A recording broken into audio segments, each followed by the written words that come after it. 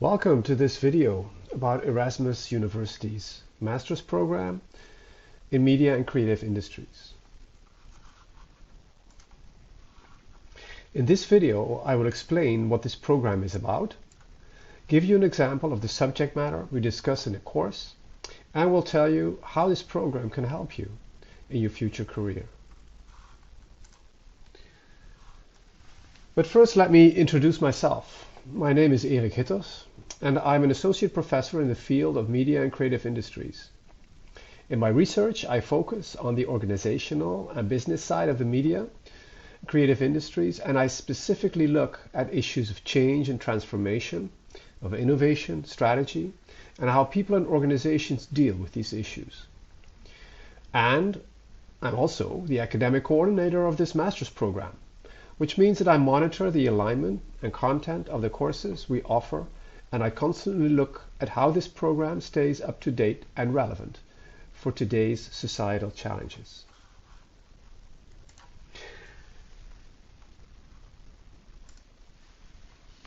So, what is the MA program on Media and Creative Industries about?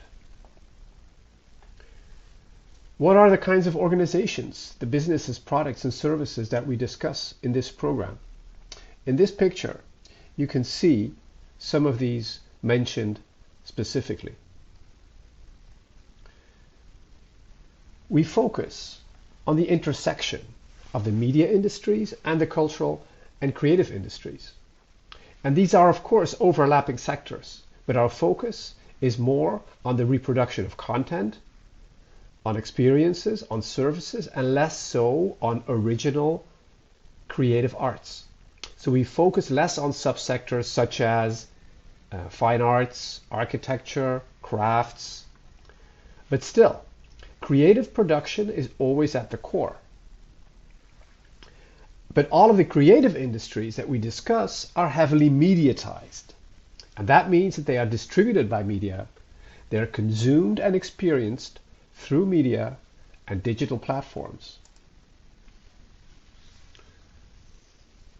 So as I said, the focus is on the intersection of media and the creative industries.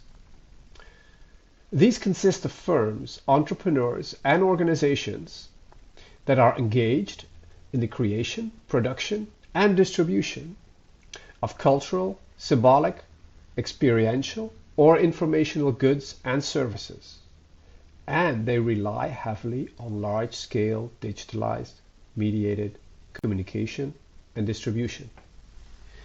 Now, we study these industries by looking at their organization, management, and production practices, and the professionals that work in these sectors. So you will learn about the management, the production, the marketing, distribution, strategic policies of media companies and creative industries by focusing on current issues such as globalization, creativity, entrepreneurship, innovation, storytelling, gamification, festivalization, and whatnot more. But also we look at the cultural significance. The cultural significance of the media and creative industries. How does the content that is produced in these industries interact with audiences, with consumers, and what are the social and cultural consequences of its increasing economic impact? And how can the creative industries help to solve the great challenges of contemporary society? So just summing up, a few key words to give you an idea of some of the topics we cover in our classes. Globalization of content and industries, digital media, creative innovation, entertainment industries, digitalization, media content, and audience engagement.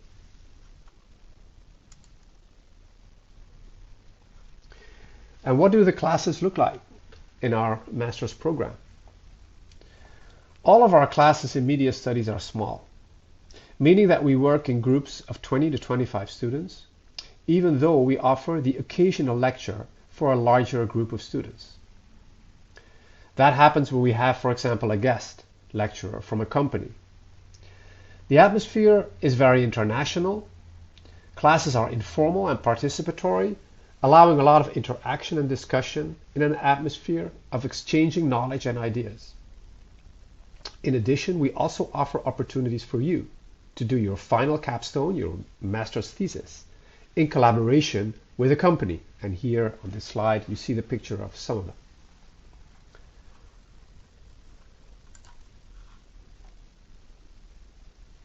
So what does the study program look like? Well, as you see here, it's in 4 terms.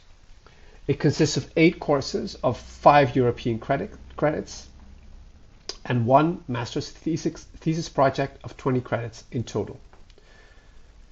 So we offer theoretical core courses, for instance, on globalization and media industries, on media entrepreneurship, on audience engagement. We offer methodological courses to develop your research skills, your analytical skills that you will need in your future work. And we offer more applied research workshop, for instance, in term 2. You can see here that you have a choice of 6 different research workshops. And in term 3, we offer an elective where you can choose on in more applied fields such as marketing, creative labor, for example, and media policies. Now let's have a closer look at one of these courses.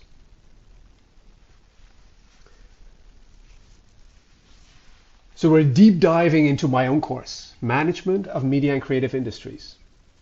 Now the theme of this course is the strategic conduct of firms in the media and creative industries. And we're asking a deceptively simple question. Are the media and creative industries different? And that means that we will look at the content, at the structure of the markets. We look at symbolic and experience values of creative products, making them different from other products. We look at the economic, social, and cultural transformations that companies have to deal with.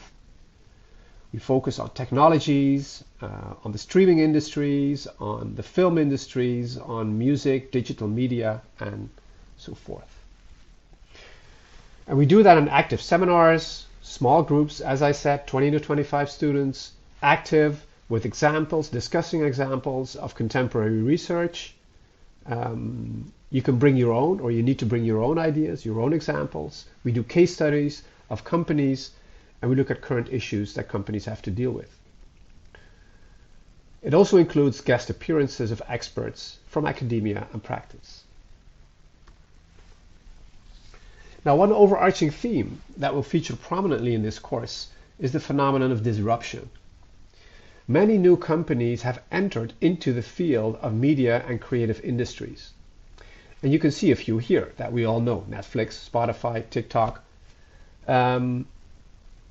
What's interesting is that most of these companies are not so-called legacy companies that have been working in the field of media, creative, entertainment for a long time. No, they're tech companies. They're new companies.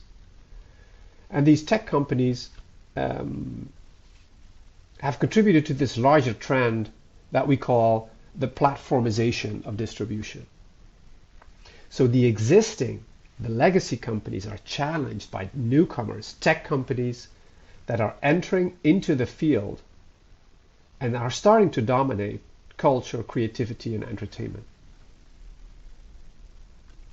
What that means is that we have this, what Evan Shapiro calls media entertainment technology universe, this huge field in which we can see big tech companies on the side, but also the big players in the field of media and entertainment, like Disney, like Netflix, like Sony. These are still dominating the field, and then there are many, many smaller companies that are all trying to secure a chunk of the market. So what the result of this is increased competition, but also uncertainty. And it's exactly this uncertainty and competition that leads legacy companies to engage in mergers and acquisitions. And these make sense because they offer economies of scale and scope, right? Companies can have larger markets. It's more efficient. It can reduce transaction costs, and it offers a larger critical mass. Now, good examples of that are, for instance, a vertical integration acquisition, $58 billion in 2018, the acquisition of Time Warner by AT&T, which is a telephone company, basically. But also horizontal ones, like Disney, that bought a 20th Century Fox, or a big part of Fox Company Corporation, in 2019 for $71,000. So Disney did not acquire all of Fox, right? So the Fox network TV channel that you may know was not part of this acquisition. So the news and sports programming are still existent under the name of Fox. This is called Fox Corporation. But what Disney did acquire was the whole entertainment branch of Fox. So along with 20th Century Fox, they also got the film company, Fox Searchlight, the cable channels, FX, National Geographic Channel, Hulu, and most importantly, this huge library of classic movies stretching back more than 80 years. And what they also got was the right to Marvel, to the X-Men, to the Fantastic Four characters. And this since then has folded into this new massive Marvel cinematic universe that they have starting to exploit now. Okay, so what does that mean? Who profits? How does that affect us and our society and culture? How do we get better content? Or do we get more of the same? Do we get more to choose from, or maybe less? Do creative producers get more work, more freedom to experiment? And how do large corporations deal with this increasing power over what is offered in terms of creative content, news, information, and entertainment? Well, if you want to find out, you have to come to my seminar.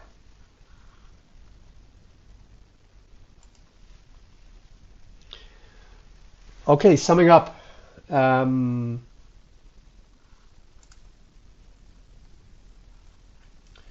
Let's have a look at the graduation and what happens after that.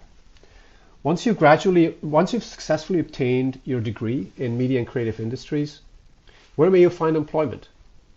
Now, typically, this is a master's degree. That means that this degree adds to your already acquired qualifications in your preceding education and maybe your work experience.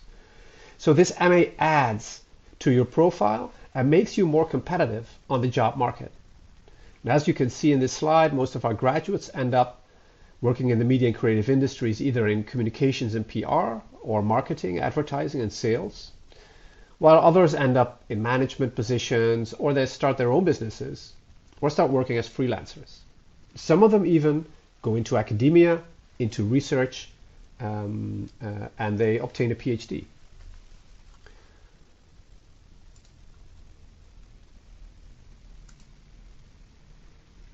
Okay, so where can you get more information? I can imagine that you have a lot of questions about how to get into this program, what are the criteria for admission. If you have questions about that, please direct them to Marisia Bekes, who's our admissions officer, and you can see her email on this slide. Also, all information about our programs are, of course, available online. We have websites, you can chat with current students, or, as I said before, you can always email us with questions about the program. Or you can use our social media channels. So please have a look at these if you want to know more about our program. Now, thank you very much for your attention, and we hope to welcome you in Rotterdam.